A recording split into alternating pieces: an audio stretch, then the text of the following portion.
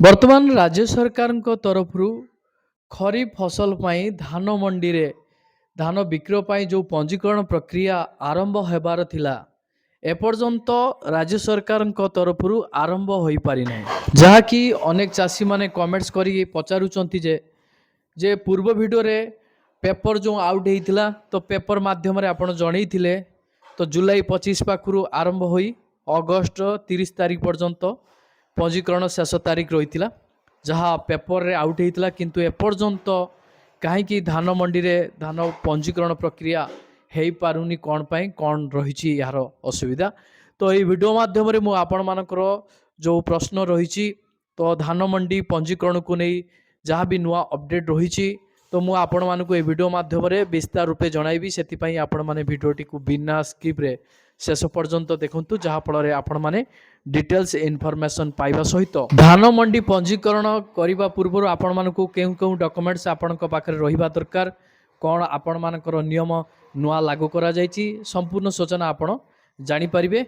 तो वीडियो आरंभ करने पूर्व आपण समस्त को कहि रखिबी, चैनल जदि नुआ करी आपण माने वीडियोटी को देखुतांती, चैनल को एपर्यंत सब्सक्राइब करि नांती, चैनल को सब्सक्राइब करि दियंतु, वीडियो को गोटे गोटे लाइक कर दियंतु। तो डेली यही भली वीडियो आपण सर्वे प्रथमे देखिया पाई हेले तो आपण नोटिफिकेशन बटन टी को ऑन करके रखि थांतु। देखंतु अनेक चासी माने कमेंट्स करिथिले कि पूर्व वीडियो रे आपण प्रोवाइड करिथिले, पेपर रे मध्य देइथिला, प्रमेय पेपर रे देइथिला, किंतु एपर्यंत काहे कि हेइ पारि नाही। तो आज का डेट तारीख आपण देखिबा गले 28 तारीख हेलानी, 25 पाखरु लोक माने अपेक्षा करूचंती, पचारुचंती जे धान मंडी पंजीकरण केबे हबो। पेपर रे मध्य आउट हेइथिला, प्रमेय पेपर रे मु आपण मानकु देखैथिली, आपणकर मोबाइल स्क्रीन ले मध्य रही, आपण थरे देखि नियंतु, जहाँ पेपर रे मध्य मेंशन रहिथिला, जहाँ पेपर रे मेंशन रहिथिला जुलाई 25 रु अगस्त 30 जाए चासी पंजीकरण। तो आमे कौनसी मनगड़ा न्यूज आपण मानकु छाड़ू ना, जहाँ खबर रे प्रकाशित होउची, तो सही अनुसार आमे आपण को सूचित करूचु। आउरी मध्य मेंशन रही एथर रिन्यू हेबनी, नुआ चाषी नाम जोड़ा जिवो। 2026-2027 वर्ष खरीफ चाष पाई जुलाई 25 रु अगस्त 30 तारीख पर्यंत चाषी पंजीकरण हेबो। प्रति वर्ष भली सोसाइटी संपादक माने आउ पुराना चाषी को रिन्यू न करी चलित वर्ष धान विक्रय करने को थिबा समस्त नुआ और पुराना चाषी नाम पंजीकरण करिवे। चलित वर्ष जिले में चाषी पंजीकरण संख्या 1 लाख छुईब बोली आशा करा जायछि। एथिपाई चाषी माने धान विक्रय करने को चाहूथिबा सोसाइटी, लैंप्स, एसएजी और पानी पंचायत गुड़िकरे पंजीकरण करने को कहा जायछि, जहाँ पेपर रे मेंशन रहिथिला। तो यही पेपर को दृष्टि रखी कृषि विभाग रे जो अधिकारी माने रहिसंती सेमानको सहित आमे जोगाजोग करिथिलु, किंतु सेमाने जणैथिले जे सरकारଙ୍କ तरफरु एहाकु नै कौनसी नोटिस एपर्यंत जारी करा जायनि। वेबसाइट रे मध्य आमे देखिला बेलकु मध्य एहार नोटिस एपर्यंत प्रकाश पाई नै। तो प्रकृत रे धान मंडी रे जो आपण धान विक्रय करिया पय जो पंजीकरण प्रक्रिया केबे ठारु कोन आरंभ हबो, तो सोशल मीडिया रे कोन चर्चा रही ए विषय रे, तो मु आपण मानकु विस्तार रूपे जणाइबी। तो धान मंडी रे धान विक्रय करिबा पई पंजीकरण करिबा पूर्वरु आपण मानकु कोन सब प्रक्रिया अवलंबन करिया पई पड़िबो, कोन कोन डॉक्यूमेंट्स ऊपर आपण माने विशेष ध्यान देबा पई पड़िबो, पूर्वरु मध्य आपण प्रस्तुति रहिबा उचित। तो धान मंडी रो जो धान विक्रय करिबा पई जो प्रक्रिया रही, एही पंजीकरण प्रक्रिया केबे ठारु कोन आरंभ हबो, तो यहाकु नै छोट अपडेट टी रही मध्य। तो आपण माने जानिबा निहाती जरूरी। तो सरकारଙ୍କ तरफरु प्रत्येक चाषी मानकु मध्य सूचित करा जाउची, धान मंडी रे धान विक्रय करिबा पूर्वरु आपण माने एही विशेष सूचना प्रति ध्यान दियंतु। तो आपण माने सतर्क आ सचेतन रहिले आपण मानकर कौनसी असुविधा हबो नै। आपण मानकर बैंक खाता को सब्सिडी टंका मध्य ठीक समय रे आसी परिबो। जो धान विक्रय करूचंती से विक्रय टंका मध्य आपण मानकर बैंक खाता को ठीक समय रे आसी परिबो। आपण माने कौनसी असुविधा रे सम्मुखीन हेबे नाही।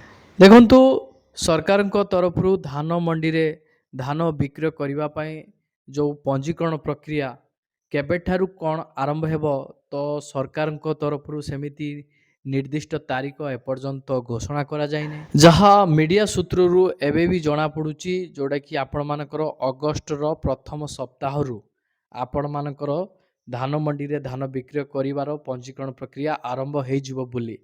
କିନ୍ତୁ ସରକାରଙ୍କ ତରଫରୁ ଏହାକୁ ନେଇ ନିର୍ଦ୍ଦିଷ୍ଟ ତାରିଖ ମଧ୍ୟ ଘୋଷଣା କରାଯାଇନାହିଁ। କିନ୍ତୁ ଆପଣମାନେ ତା ପୂର୍ବରୁ ନିଜକୁ ପ୍ରସ୍ତୁତି କରିବା ନିତ୍ୟାନ୍ତ ଜରୁରୀ। ନିଜକୁ ପ୍ରସ୍ତୁତି କରିବାର କହିବାର ମାନେ ହେଉଛି, ଆପଣ ଯେଉଁ ଡକୁମେଣ୍ଟସ୍ ଗୁଡ଼ିକ ରହିଛି, ଡକୁମେଣ୍ଟସ୍ ଗୁଡ଼ିକୁ ଆପଣମାନେ ପ୍ରସ୍ତୁତ କରନ୍ତୁ, ତେବେ ଯାଇ ଆପଣମାନେ ଧାନ ମଣ୍ଡିରେ ଧାନ ବିକ୍ରୟ କରିବା ପାଇଁ ପଞ୍ଜୀକରଣ କରିପାରିବେ। ପ୍ରଥମ ଡକୁମେଣ୍ଟଟି ଆପଣମାନଙ୍କର ଆଧାର କାର୍ଡ଼।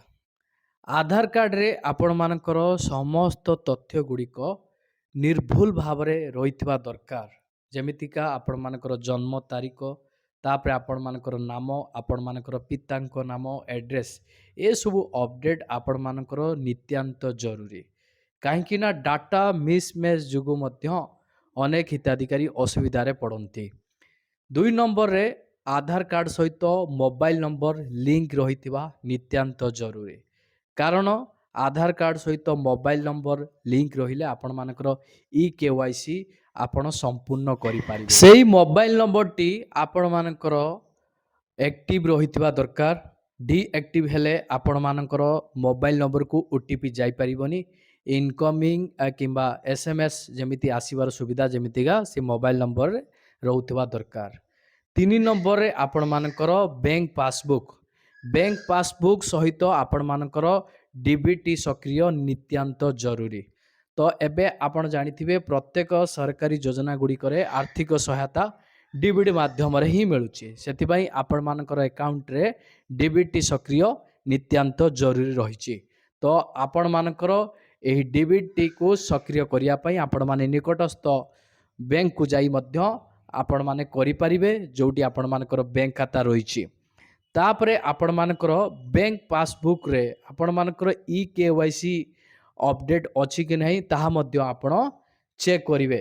ତାପରେ 4 ନମ୍ବରରେ ଆପଣମାନଙ୍କର ଜମି ବାଡ଼ିର ଡକୁମେଣ୍ଟସ୍ ଆପଣମାନଙ୍କର ଆବଶ୍ୟକତା ରହିଛି, ଅର୍ଥାତ୍ ROR ଖতিয়াନ ଯେଉଁଟାକି ଆପଣମାନଙ୍କର ଆବଶ୍ୟକତା ରହିଛି। 5 ନମ୍ବରରେ ଆପଣମାନଙ୍କର ପାସପୋର୍ଟ ସାଇଜ 2 କପି ଫଟୋର ଆବଶ୍ୟକତା ରହିଛି। ତ ଦେଖନ୍ତୁ ଆପଣମାନେ ଏ ସମସ୍ତ ଡକୁମେଣ୍ଟକୁ ରେଡ଼ି କରିକି ରଖନ୍ତୁ।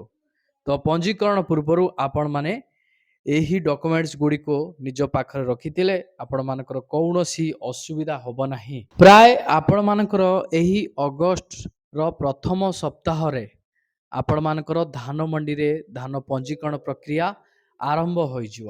ତ ଚାଷୀମାନେ କମେଣ୍ଟସ୍ ମଧ୍ୟ କରିଥିଲେ। ତ ଦେଖନ୍ତୁ, ତ ସରକାରଙ୍କ ତରଫରୁ ଯେଉଁ ନୋଟିସ୍ ଆସିବ ତୁରନ୍ତ ମୁଁ ଆପଣମାନଙ୍କୁ ପ୍ରୋଭାଇଡ଼ କରିବି। ଯାହା ଗଣମାଧ୍ୟମ ରିପୋର୍ଟରୁ ବର୍ତ୍ତମାନ ଜଣାପଡ଼ୁଛି କି ଆପଣମାନଙ୍କର ଅଗଷ୍ଟର ପ୍ରଥମ ସପ୍ତାହରୁ ଆରମ୍ଭ ହେବ ବୋଲି।